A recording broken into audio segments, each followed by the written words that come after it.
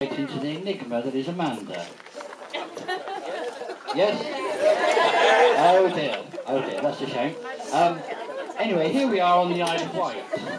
And I was going to say why, but you only have to look out of the window.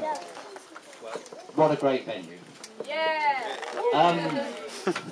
Many famous people have come here: Queen Victoria, Charles Dickens, Charles Darwin, Tennyson, who apparently was harassed by sightseers and left, probably because his poems were too long and boring, rather like this speech maybe. Marconi carried out his first experiments here, and it must have been quite a shock to the Prince of Wales, who was on the royal yacht, who was put in touch with his mum in Osborne House. And Bertie, as he was known, Bertie, yep, Reuben's family joker, his infamous behaviour left the Queen decidedly unamused. And so that reminds me, I've always wanted to be somewhere and ask people to switch off their mobile phones, purely for the sense of power. What is he on about, you're probably asking yourselves? Perhaps I could get to the point, which those of you who know me well, is a bit unusual. So to this illustrious list of visitors, we can now add Manda, Izzy and Reuben. Last year, on a trip to New Zealand, Manda was taken around Reuben's boyhood haunts, and there was considerable speculation that they might just get married. But anyway, we got a phone call from Reuben, and he asked to speak to me. When Sheila told him that I was out, there was a long pause, and then a voice in the background said, "Get on with it." And it was Reuben announced their engagement. Anyway, Reuben, I'm sorry I wasn't in, but I do appreciate the job. It may come as no surprise if I say that Manda was a challenging child,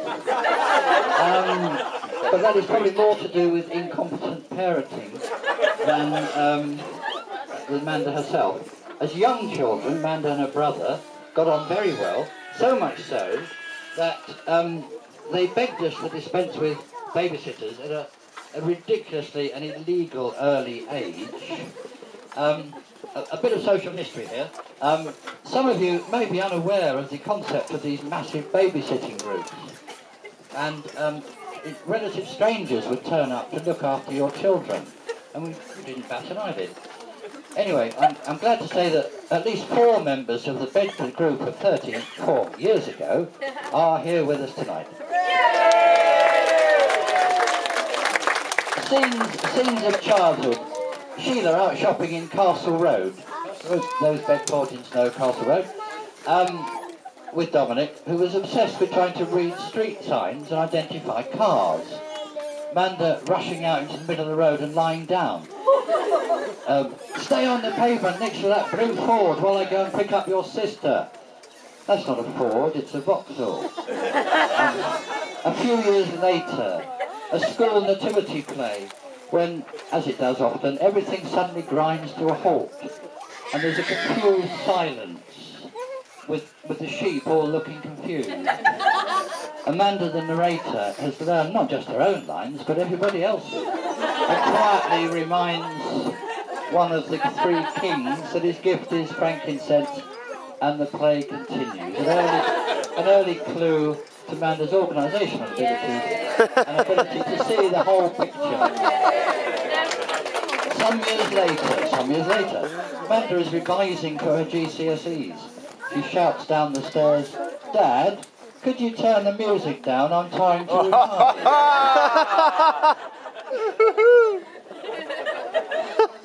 I recently discussed with Manda my theory of bringing up children that I describe as benign negligence. I have something to say about this later. Having myself experienced a very strict childhood, I became very suspicious of anyone with definite views on bringing up children, probably to a fault. Anyway, I should like to apologise to Manda and Dominic for my shortcomings as a father, and I'm just glad that Mum was around to sort things out, really. Both of our children, I believe, have the wisdom to ensure wonderful futures for themselves and their families. We are, of course, delighted to extend our family to the Andersons. I would describe them as a life-enhancing force with a straightforward honesty and a wonderful enthusiasm for life, especially when you see them all massed rushing down to swim in this very cold sea. Quite, that is, that actually is quite a sight.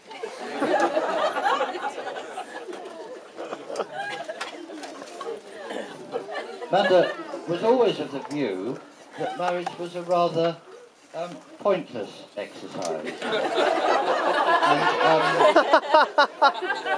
it's a tribute to Reuben's persuasiveness that she decided to forego that principle.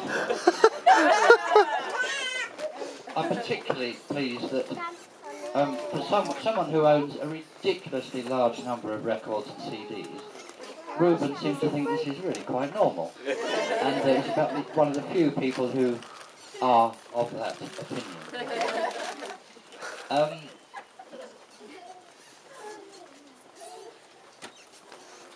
Manda has always had a large number of friends, witness the people here tonight, and she has this ability to knit them all together like a family. Yeah. And it's really rather wonderful, and it's absolutely brilliant to, you know, renew acquaintance with some of you that I can remember, and some of you that I can't remember, and new ones that I've never met before. But that's our daughter for you. Further episodes of their lives, details are available on the biographical pennant there, which is topped off by the central pennant of their marriage today. It's been an absolutely wonderful day. Everything has gone so well, and without boring you too much more, I would like to propose a toast to the bride and groom, Manda and Reuben, and Izzy. So if you'd like to raise your glasses, Manda, Reuben and Izzy.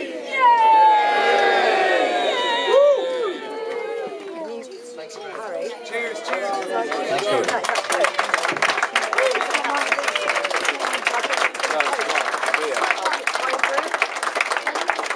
In there.